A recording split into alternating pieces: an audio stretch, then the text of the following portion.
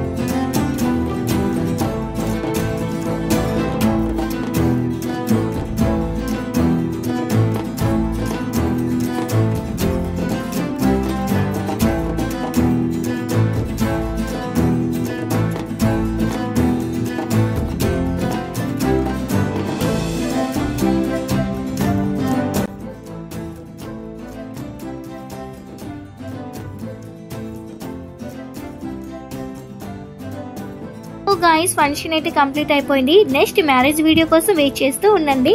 And న్యూగా చూసే వాళ్ళైతే సబ్స్క్రైబ్ చేసుకోండి. Thanks for watching. Bye bye.